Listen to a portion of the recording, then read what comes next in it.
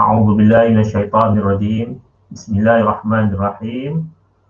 Assalamualaikum warahmatullahi wabarakatuh. Alhamdulillahirabbil alamin. Wassalatu wassalamu ala asyrafil anbiya'i wal mursalin wa ala alihi wa sahbihi ajma'in. Alhamdulillah nahmaduhu wa nasta'inuhu wa nastaghfiruh wa na'udzu billahi min syururi anfusina wa min sayyiati a'malina. Man yahdihillahu fala mudilla lahu ومن يضلله فلا هادي له أشهد أن لا إله إلا الله وأشهد أن محمدا عبده ورسوله فإن أصدق الحديث كتاب الله وخير الهدي هدي رسول الله صلى الله عليه وسلم وأن شر الأمور محدثاتها وأن كل بدعة ضلالة وكل ضلالة في النار. Alhamdulillahilladzi hadana li hadza wa ma kunna linahtadiya laula an hadana Allah. Rabbi shrah li sadri wa yassir li amri wahlul 'uqdatam min lisani yafqahu qawli. Amma ba'd. Muslimin dan muslimat yang dirahmati Allah sekalian.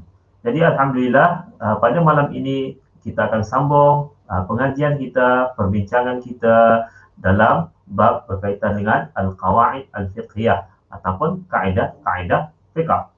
Jadi pada minggu lepas, ya, bagi siapa yang mengikuti program ini pada minggu lepas, jadi kita telah membicarakan berkaitan dengan kaedah-kaedah besar yang ada dalam qawaid fiqhiyah, yang mana kaedah-kaedah besar ni ada sebanyak 5. Ya, jadi yang pertama yang telah kita sentuh sambil lalu, ya, semuanya pada minggu lepas, ya, al-umur bimaqasidiha, iaitu kaedah yang pertama itu setiap perkara dinilai berasaskan dengan niat. Dan yang kedua, al-yaqin la yazul bisyak, keyakinan itu tidak dapat dihapuskan dengan syak, perkara yang syak, keraguan. Yang ketiga, al-masyaqqah tajlibut taysir, ataupun kesukaran itu boleh membawa kepada kemudahan. Ad-darar yuzal, itu yang keempat, iaitu kemudaratan mesti dihilangkan atau dihapuskan. Yang kelima, al-'adah muhakkamah, iaitu adat atau sebagai sumber rujukan ataupun hukum. Jadi kalau kita lihat, ya, kalau al-umur maqasidiha itu kaedah yang pertama ini telah kita sentuhlah, ya, minggu lepas dari segi apa yang dimaksudkan dengan kaedah tersebut, kemudian apakah sumber ataupun dalil kewujudan kaedah ini, yang mana kita lihat daripada Al-Quran dan As-Sunnah. Jadi pada minggu ini kita akan terus kepada berkaitan bila disebut al-umur maqasidiha, sesuatu perkara dinilai dengan niat. Jadi apa itu niat, ya? Jadi niat, ya, dari sudut istilah fiqh, ya, an-niyah istilahan qasd at-ta'ah wa at-taqarrub ila Allah bi ijadil fi'l aw al-imtina' anhu. Iaitu maksudnya niat dari segi istilah fiqh ini tujuan ataupun qasad, ya, ketaatan untuk taqarrub pada Allah, ya, dan mendekatkan diri kepada Allah, sama ada melakukan perbuatan taat tadi ataupun meninggalkan perbuatan yang Allah larang. Jadi itu kalau kita lihat secara umumnya ta'rif ataupun definisi bagi niat menurut istilah. Namun demikian, ya, walaupun disebut, ya, beberapa banyak perkara ataupun ibadat ini memang perlukan kepada niat, tapi di sana ada beberapa perkara yang diberi beberapa pengecualian. Ya, Islam beri pengecualian terhadap beberapa perkara yang tidak perlukan kepada niat. Ya, tidak disyaratkan niat, tapi perkara tersebut dianggap juga sebagai ibadah. Ya, iaitu yang pertama, ibadat yang tidak ada persamaan dengan perbuatan yang lain. Kerana ia semata-mata memang dikenali sebagai ibadat. Ya, contohnya iman kepada Allah Subhanahu Wa Taala, membaca Quran, berzikir dan lain-lain. Ya, jadi kalau kita lihat, ya, contoh kalau berpuasa, ya, berpuasa itu kenapa dia perlu pada niat? Kerana dia orang berpuasa ni dia ada persamaan. Kalau orang tu tak ada niat puasa, dia pun ada persamaan dari segi adat. Dia contoh kalau seorang itu memang dia nak diet, dia tak nak makan daripada lepas subuh sampailah ke maghrib, waktu maghrib. Jadi dari segi zahir perbuatannya kelihatan seperti sama. Ya, jadi di situ ada persamaan. Ya, jadi sebab itu niat tadi membezakan sama ada dia niat berpuasa ataupun hanya niat untuk ataupun dia hanya sekadar tak nak makan dan minum saja. Jadi dalam perkara yang kita kata diberi pengecualian ini adalah ibadat yang memang kalau orang tu buat memang tiada kekeliruan. Memang itulah yang dilakukan. Yang pertama, iman kepada Allah SWT. Memang tidak perlu pada niat. Saya berniat untuk beriman kepada Allah Ta'ala. Memang tak perlu niat lah. Ya. Membaca Quran. Bila seorang itu membaca Quran, contohnya mengambil mushaf, ya, di hadapan dia baca Al-Quran. Jadi dia tidak ada timbul kekeliruan. Dia dibaca Quran ataupun dia membaca surat khabar. Tidaklah kan, ya. Pasal memang jelas dia membaca Quran. Dengan bacaan tersebut memang dia membaca Al-Quran. Membaca zikir, berzikir. Jadi semua itu memang semata-mata memang ibadat. Tak akan dapat seseorang itu confuse benda ni ibadat ataupun adat. Kecuali itu tadi, kecuali kalau dia ada niat nazar, maka itu baru disyaratkan kena ada niat. Contohnya seorang itu berniat, contohlah kalau sakit dia sembuh daripada, contoh orang terkena COVID-19, kalau dia sembuh daripada COVID-19, dia menazar untuk membaca Al-Quran setiap hari satu juzuk, contohnya lah, selama sebulan, contohnya. Jadi itu dah jadi nazar. Kalau betul-betul berlakulah, maknanya dia sembuh daripada COVID-19. Jadi dalam keadaan tersebut, maka bila dia nak baca Quran, memang kena ada niat nazar tadi lah. Ya, kerana dia telah menjadi membezakan dia tu sebagai ibadat yang wajib. Sama juga, ya, kalau orang itu samalah nazar untuk berzikir semua tu, memanglah dia pun kalau tercapai hasratnya, maka dia pun kena berniat untuk nazar tadi. Yang kedua, yang tidak disyaratkan dengan niat tadi ialah meninggalkan larangan Allah SWT.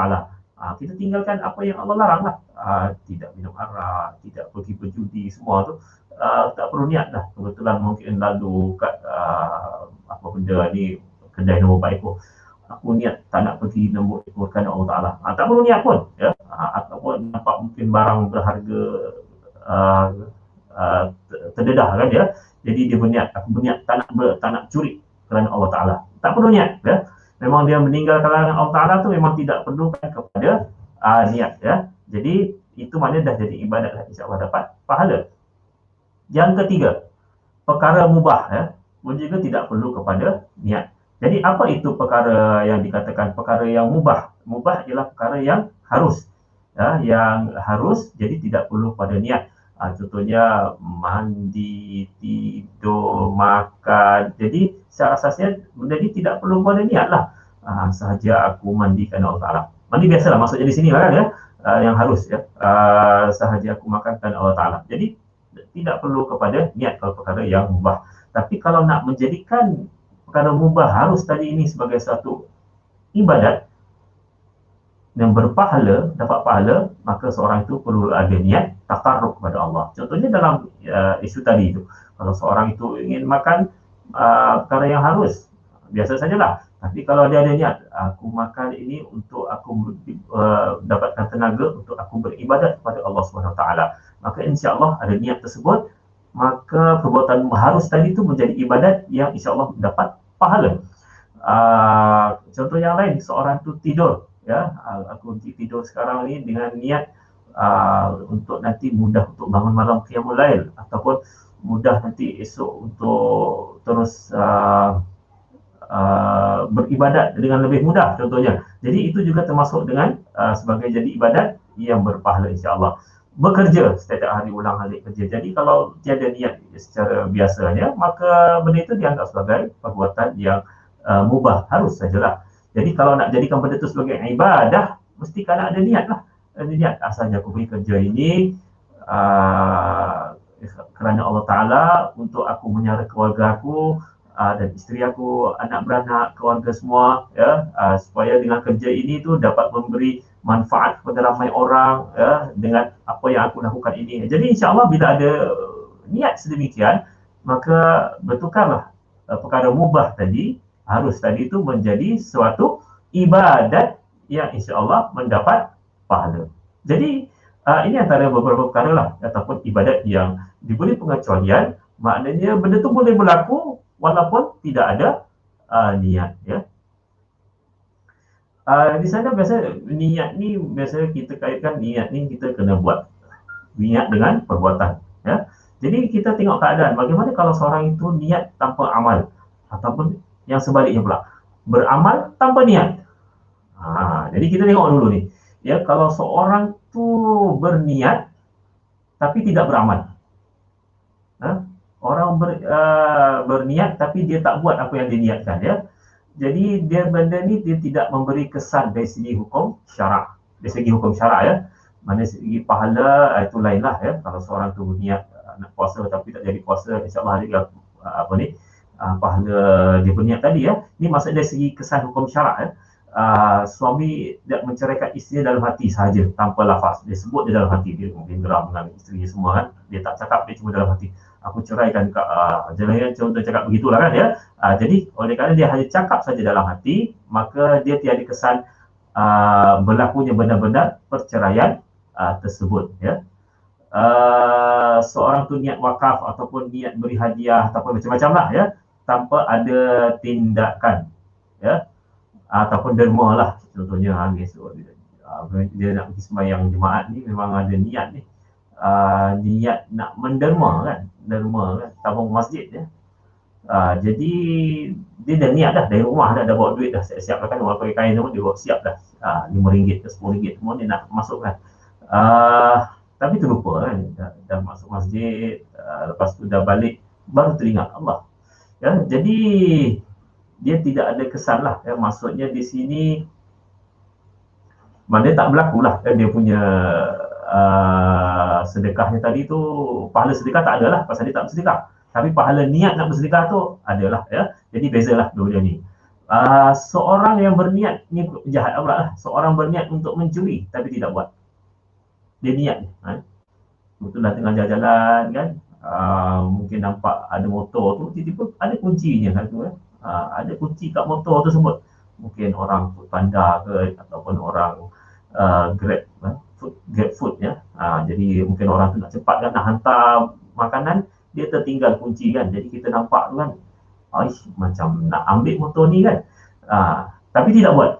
Jadi tidak ada kesan orang ni dianggap sebagai pencuri, hanya kerana dia ada niat sahaja, ataupun dia nampak mungkin di luar perempuan yang cantik, ambil semua tu, tiba-tiba mungkin dia niat nak cium, dia ada niat untuk berzina. Jadi sekadar niat tanpa diikuti dengan perbuatan, maka dia tidak ada kesan dari aspek hukum, contohnya hukum zina semula. Tapi kalau hukum dari aspek melihat satu perkara yang haram, itu isu lain lah kan, ya. Maknanya sepatutnya seorang itu menundukkan pandangan, tapi dia tidak menundukkan pandangan, jadi itu isu lain. Tapi maksudnya di sini dia hukum syarak berkaitan dengan contohnya perbuatan tersebut, maknanya tidak ada dikenakan hukuman zina hanya kerana dia ada niat berzina, tidak ada hukuman mencuri hanya kerana seorang itu ada niat tanpa dia melakukan perbuatan mencuri tersebut. Seorang suami dia cuma cakap dalam hati, aku ceraikan isteri, ya, tanpa dia meluahkannya, maka tidaklah berlaku perceraian tersebut. Tak adalah dia terlintas dalam hati, waktu alamak macam mana ni, waktu dia jumpa Tok Kadi yang semua kan, tak perlulah dia, pasal dia hanya cakap dalam hati sahaja, ya. Kemudian kita tengok, ya, sebaliknya pula, ya. Kalau kita lihat yang sebaliknya pula, ya, bagaimana pula kalau seorang itu beramal tanpa niat? Ini sebaliknya. Yang tadi itu dia ada niat, tak buat. Jadi dia buat tak niat. Ini sebaliknya pula ya. Dia buat perbuatan tapi tak ada niat. Jadi dia tengok keadaan lah ya. Contohnya, jika dia melafazkan talak, ini perbuatan kan ya, dengan lafaz yang sarih ataupun lafaz yang jelas ya. Aku ceraikan kau. Jelas contohnya di sini ya. Ataupun saya jual tanah ini kepada awak. Saya jual rumah ini kepada awak. Jadi benda ini tidak perlu kepada niat dan itu memang berlaku. Terus jadilah jatuh terus ya. Kalau talak maka jatuh talak tersebut. Ini dikuatkan lagi lah dengan hadis ya, Abu Daud ya, kalau tak silap kan. Jadi 3 perkara yang mana kalau disebut walaupun secara tidak bersungguh-sungguh pun maka dianggap jatuh lah, jatuh talak, nikah, talak dan rujuk, 3 perkara ni. Jadi walaupun dia sebut secara gurauan semua benda ni, jadi dia jatuh benda tersebut ya. Jadi benda ni tidak perlu kepada niat ya. Kalau seorang saya ceraikan awak, jadi benda tu jatuh berlaku, terus berlaku lah ya, walaupun dia tidak ada niat. Tapi ini berbeza kalau seorang itu lafaz yang tidak jelas ya, ataupun ghair sharih lah ya, yang tidak jelas. Maka dia bergantung kepada niat. Contoh bila gaduh tadi kan, suami isteri kan, maka si suami kata baliklah kau pergi rumah mak bapak kau, ataupun dia kata tidur asing-asing lah ya. Kau tidur lain, aku tidur lain ya. Ataupun suaminya pergi tempat lain semua lah kan ya. Ataupun dia berkata pulanglah semua. Jadi adakah bila dia berkata tersebut tidak jelas, adakah dimaksudkan suruh pulang ke rumah mak bapak dia tu suruh pulang saja, ataupun dimaksudkannya sebagai cerai, talak. Jadi benda ini akhirnya kembali kepada niat suami yang lafazkan tadi ya. Adakah dia benar-benar maksudkan untuk bercerai ataupun dia maksudkan tidak maksudkan untuk bercerai ya. Jadi kalau dia memang ada niat untuk cerai, maka berlakulah talak tersebut. Kalau tidak ada niat untuk bercerai, lafaznya tidak sharih tadi itu, maka tidak jatuhlah talak tadi. Jadi ini kalau amal yang tanpa niat. Tapi di sana ada beberapa perkara ya, ni orang kata diberi pengecualian juga ya. Walaupun tanpa niat, ada beberapa perkara yang tetap dikira perbuatan tersebut ada hukum syaraknya, jatuh hukum syaraknya walaupun dia tanpa niat ya. Contohnya, seorang ada ambil barang orang lain tanpa izin sebagai gurauan. Ini mungkin dulu zaman kat sekolah kan ya, jadi suruhkan barang dia ambil ya, nak suruhkan kan ya, ambil Maggi dia ke, ambil dompet dia lah kan ya, sebagai gurauan ya. Maka dianggap betul-betul mencuri ya bila dia betul-betul ambil barang tersebut lah, walaupun hanya sebagai gurauan. Dia ambil barang kawan dia sebagai gurauan, walaupun dianggap sebagai gurauan, tapi bila dia dah betul-betul ambil barang tersebut, maka dianggap sebagai mencuri ya. Dan bila sebagai mencuri, maka dia tertakluklah pada hukum mencuri semualah ya, yang sebagainya semua. Bila seorang contohnya membuat sesuatu perkara tanpa izin tuannya, maka dia kena ganti jika rosak, hilang ataupun rugilah ya. Contohnya kalau seorang yang ada duit tu tiba-tiba dia pitam, ataupun dalam contoh ni dia pemabuk lah, teruk sangat pemabuk kan ya, pitam lah contohnya, dia pitam jatuh kan ya. Jadi dia ada duit kan, dompet ada kan, jadi kita bimbang dompet dia tengah hitam, dompet dia nanti hilang atau ada orang lain ambil, maka kita tolong jagakan. Of course tuan tadi tu yang hitam tadi dia tidak ada niat untuk suruh kita jagakan barangan tersebut, tapi kita yang sukarela nak jaga barang tersebut. Jadi dalam keadaan tersebut, maka kita dalam keadaan ada dhaman di situ, maksudnya kita dah kena jaga, ada jamin barangan tersebut ya. Andai kata dompet tadi itu hilang semasa kita menjaganya ataupun rosak barangan tersebut, maka kita kena menggantikan barangan tersebut ya. Walaupun benda ni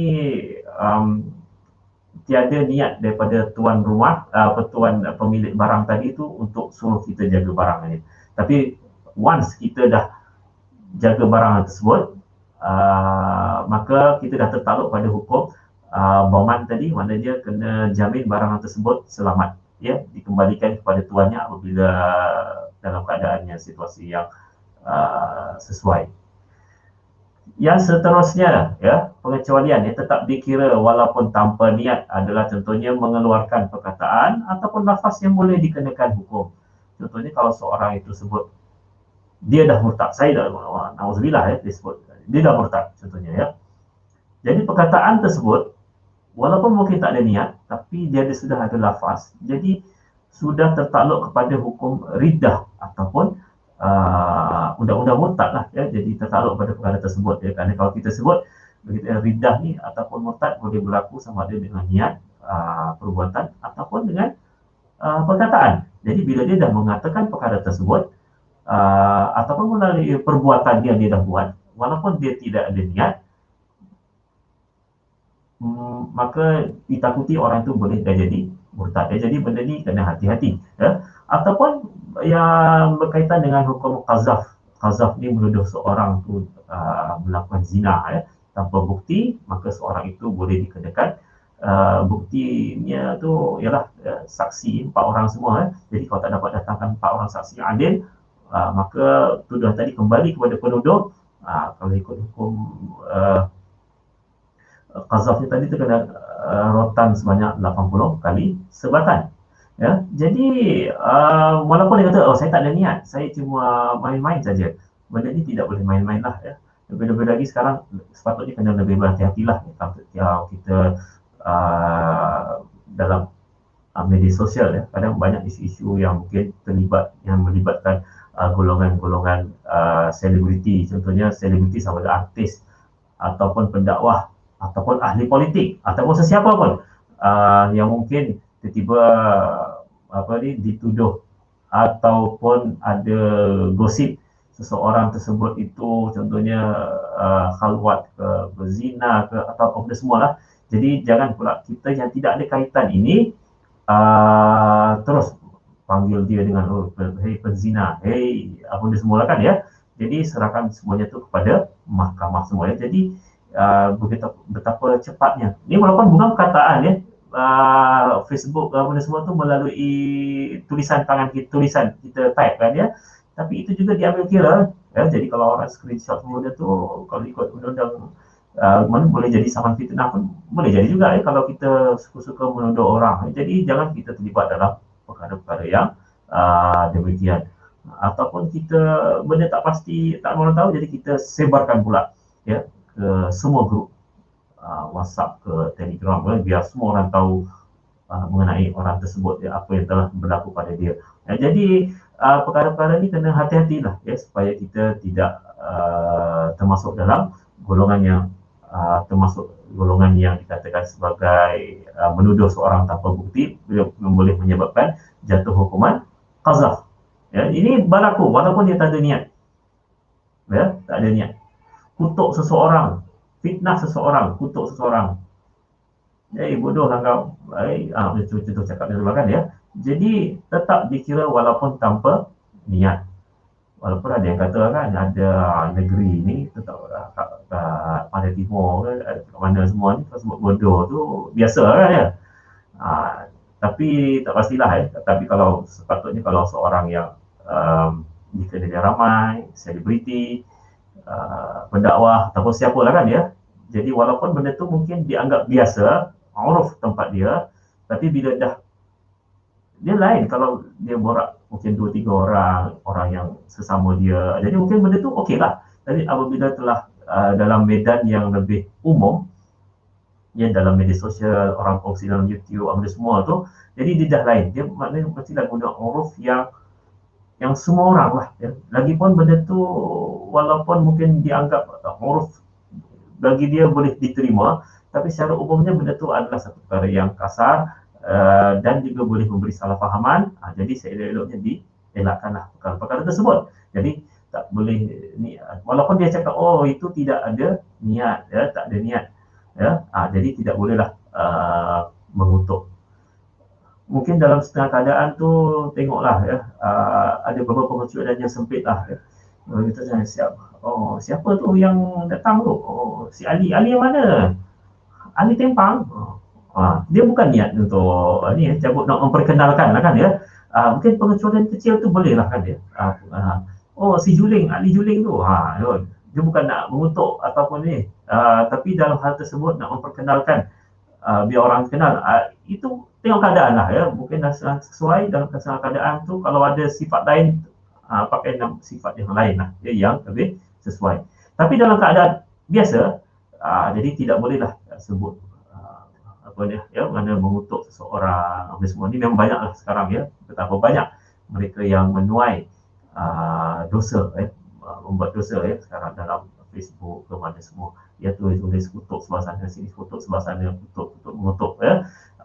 Sehingga akhirnya itu bercampur dengan fitnah, kongsi lah, macam-macam lah, screenshot sana, screenshot sini ya, orang yang kita tidak suka. Jadi kita akan cepat saja apa-apa berita yang dianggap rasa banyak benda negatif, benda ini semua kita cepat je share. Tapi kalau bila kena dengan rakan kita sendiri, maka kita akan kita kena tabayun dulu, kita kena cek dulu ya. Ini berkaitan, ini tak boleh mengaibkan orang. Kita pandai pula dia cakap macam itu lah kan ya. Bila kena geng sendiri, dia jaga betul ya. Kita tabayun, kena cek sendiri, tidak boleh suka-suka kita nak mengaibkan orang lain. Dan macam-macam takwil lain lah ya, yang dia akan beri. Tapi bila kena kat orang lain, cepat saja ya. Jadi kita kena jagalah benda ni ya. Jadi kerana itulah ya, jadi racun perkara ini dalam kehidupan kita. Jadi tetap dikira walaupun tanpa niat perkara. Dan bahkan kalau ikut perundangan negara pun samalah. Berapa banyak kita tengok dalam surat khabar ya, mereka yang akhirnya kena tahan polis kerana ada yang tuduhan menghina agung, ada yang tuduhan kerana menghina menteri besar dan lain-lain ya. Amat rugilah ya, amat tidak berbaloi. Hanya kita tulis perkara yang tak ada kaitan dengan kita pun ya. Kerana sedikit yang kita tulis itu akhirnya menyebabkan orang tu terganggu, dan akhirnya orang tu menyebabkan kita polis datang waktu tengah malam menangkap kita dan bawa pergi balai semua. Jadi amat tidak berbaloi lah ya untuk kita terlibat dalam perkara-perkara yang sebegini. Kemudian kalau kita lihat ya, yang seterusnya syarat niat ni. Jadi syarat niat ya, ada 4 ya, secara umumnya ada 4 lah ya, syarat niat ni ya. Jadi Islam mumayyiz, dia seorang itu tahu ya perkara yang ingin dia niatkan itu, dia tahu. Dan yang keempat, tiada pertentangan niat dan perbuatan dia. Dia tak ada pertentangan niat dengan perbuatan. Jadi kalau kita tengok salah satu, ialah ya, kalau syarat yang pertama tu syaratnya Islam tadi ya. Syarat yang pertama Islam sebenarnya ya. Okey. Ini kerana niat adalah ibadat ya. Jadi niat daripada orang kafir adalah tidak sah ya. Jadi syarat yang pertama adalah Islam. Iaitu apa-apa ibadah, sebab itulah ya, apa-apa ibadah yang niat tadi tu menjadi niat yang ibadah hanya bila niat diniatkan oleh orang Islam. Dia niat untuk puasa, niat untuk bersedekah dan semua, jadi dapat pahala semua dianggap ibadah apabila diniatkan oleh orang Islam.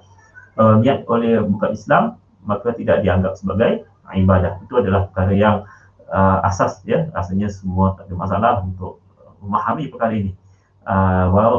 Cuma mungkin ada beberapa khilaf di kalangan para ulama ya.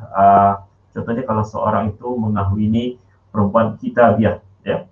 Jadi kalau dalam mazhab yang membenarkan ya, seorang lelaki muslim berkahwin dengan wanita yang ahli kitab ya. Kalaulah ada ulama yang, terutamanya bagi pandangan ulama yang masih membenarkan pada hari ini ada ahli kitab Nasara dan Yahudi ya. Maksudnya kalau perempuan tadi tu tak perlu masuk Islam, dia kekal dengan agama Nasrani dan Yahudi dia. Jadi andai kata sudah berlaku mana dah hubungan suami isteri semua kan ya. Jadi perlu mandi wajib lah kan ya, untuk suci kembali. Jadi adakah wanita kitabiah ini, kafir kitabiah ini perlu niat mandi wajib? Perlukah mandi wajib untuk dia dah jadi suci, kemudian untuk dia nanti ialah ya, ada ataupun tidak perlu ya. Jadi ini pun perbezaan di kalangan ulama lah. Jadi satu dua isu sajalah yang benda itu ya. Syarat yang kedua iaitu mumayyiz. Ya. Yang kedua ialah mumayyiz.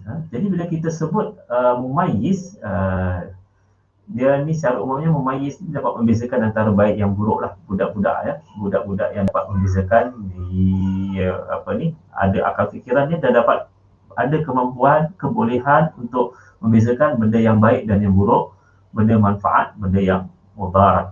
Maknanya kalau biasanya dalam umur 7 tahun lah, ya, lebih kurang umur 7 tahun. Mungkin sebelum 7 tahun ataupun lebih 7 tahun, bergantung pada budak-budaknya lah, ya, adalah suasana persekitaran dan negara jugalah tempat tersebut ya. Jadi dia tak ada satu umur yang spesifik. Umur tersebut mumayyiz. Sebelum tu tidak ya. Jadi dia bergantung kepada perkembangan individu budak-budak tersebut lah. Walaupun secara umumnya umur 7 tahun itulah yang kebiasaannya. Jadi macam mana nak dia tahu seorang itu mumayyiz? Ialah dia tahu baik buruk lah. Maknanya kalau kita bagi duit kat dia, kalau budak tersebut tu dah gembira, suka, mumayyiz lah tu. Lepas tu dia buat pergi kedai, beli jajan, beli gula-gula, aiskrim. Tapi kalau kita bagi duit, lepas tu dia koyak-koyak kan, semua tak tahu dia buang, maknanya belum mumayyiz lagi lah. Jadi begitu lah. Kalau nampak benda yang tajam, nampak api mana, nak pegang, sampai luka tangan, jadi belum mumayyiz lagi lah, dia tak tahu lagi. Tapi kalau dah tahu benda tu berbahaya dan semua tu, maka itu adalah mumayyiz. Dia dah tahu manfaat, mudarat, dah tahu baik dan buruk ya, walaupun belum balik lagi. Jadi niat daripada mereka yang mumayyiz juga sudah diterima. Sebab itu ibadat walaupun secara umumnya sembahyang, puasa ni walaupun seorang itu belum balik, tapi kalau dia sudah mumayyiz tu, jadi sudah boleh diterima ya. Yang ketiga, dia tahu apa yang dia niatkan tersebut. Tahu perkara yang dia niatkan tersebut ya. Dia tahu. Maksudnya kalau seseorang itu tahu hukum perkara yang dia niatkan, sama ada wajib atau sunat, ibadat atau bukan, mesti dia kena tahu. Jadi tak sah wuduk contohnya ya, dan solat orang yang tidak tahu hukum wajib ibadat tersebut ya. Maksudnya kalau seorang itu berwuduk tapi dia tak tahu wuduk ni wajib ke sunat, main wuduk je lah, pasal dia nampak orang kalau nak sembahyang mesti kena wuduk, tapi dia tak tahu wuduk ni wajib ke tidak, dia buat je. Nanti kejap lagi nak sembahyang isyak kan, contohnya nanti kejap lagi nak sembahyang isyak, dia tak tahu pun sembahyang isyak itu wajib ataupun tidak, jadi dia niat je lah, saja aku sembahyang isyak contohnya kan ya, jadi dia tak tahu pun wajib ataupun tidak. Maka dalam hal tersebut bermasalah lah ya. Jadi bermasalah ya, tak dapat diterima ya. Manakala orang yang tidak dapat membezakan satu ibadat itu wajib ataupun tidak sah, maka ibadatnya masih boleh sah ibadatnya dengan syarat tidak berniat sunat bagi ibadat yang wajib ya. Kalau yang pertama tadi itu tidak wuduk dia tak tahu hukumnya wajib tersebut, dia tak tahu ya. Jadi tak sah. Yang kedua ni tak dapat bezakan dia wajib atau tidak, maka dia boleh jadi sah dengan syarat kalau ibadat sunat itu dia syarat, kalau ibadat wajib dia kalau berniat sunat maka tak boleh terima lah. Contohnya kalau sembahyang subuh 2 rakaat ya, sembahyang subuh wajib, lepas tu dia ingat sembahyang subuh itu sunat, jadi tak boleh diterima kan ya, jadi tidak boleh. Tapi kalaulah seorang itu sembahyang sunat ya, sembahyang sunat, jadi dia ingat macam wajib ni kan ya, mungkin boleh macam wajib, jadi masih boleh diterima ya, dia confuse masih antara wajib ataupun sunat, masih lagi boleh diterima. Tapi kalau sekiranya ibadat wajib dia niatkan sunat, jadi tak boleh tidak diterima ataupun batal. Syarat yang keempat ya, tidak bertentangan ya niat dan perbuatan ya, tidak berlaku pertentangan apa yang dia buat dengan perbuatan seorang tersebut ya. Perbuatan yang tiada kaitan dengan niat ya, jadi bertentangan ya, jadi tak boleh diterima lah. Contohnya seseorang itu murtad selepas niat ibadat, maka batal ibadahnya. Itu memang jelas lah. Ya, kalau seorang itu berniat ibadat, lepas tu dia murtad. Maka sudah pasti dia bukan setakat ibadat dia tidak terima lah, bahkan amalan sebelumnya pun semua habis semua ya, kalau seorang itu murtad.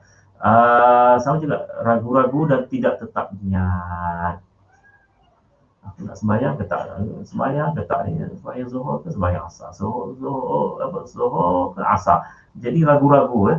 Jadi kena tetapkan niat ya dari awal ya. Kena tetapkan niat dari awal.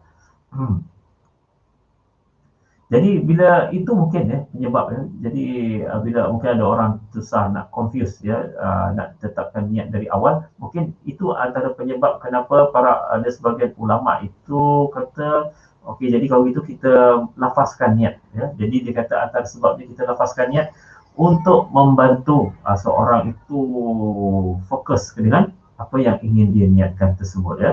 Jadi bagaimanakah secara umumnya para ulama berbincangkan hukum at-talaffuz bin niat, hukum melafazkan niat ini ya.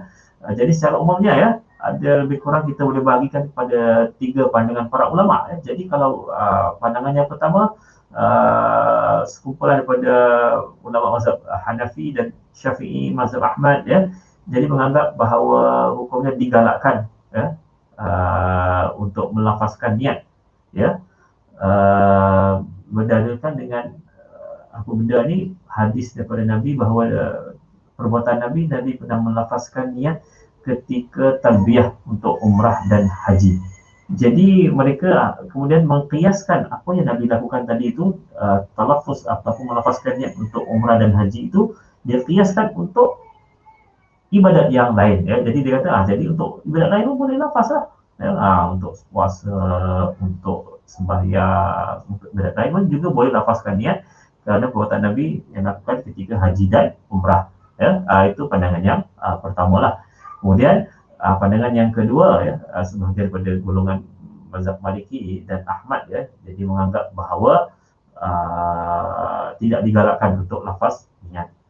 Dan yang ketiga, sebahagian juga mazhab Maliki ya menganggapkan bahawa lafaz niat itu khilaf al-aula ya.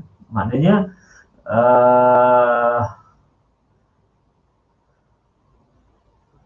kalau orang yang was-was maka sunat ya untuk dia niat ya, untuk dia lafaz niat untuk menghilangkan dia punya keraguan dalam hati. Kalau tidak, tak payah. Itu dia punya pandangan dalam mazhab Maliki. Jadi ada 3 pandangan lah. Jadi kalau kita lebih pada contoh mazhab Syafi'i, kebetulan memang kita di sini ni mazhab Syafi'i, jadi menganggap digalakkan lah untuk melafazkan dengan niat. Walaupun demikian, itulah ya, sampai satu masa ramai orang jadi lama-lama beranggapan bahawa lafaz niat itu seolah dah jadi macam wajib. Jadi ini adalah satu kesilapan ya. Jadi melafazkan niat itu bukanlah satu perkara yang wajib ya. Jadi lafaz niat itu tidak wajib. Yang diwajibkan hanyalah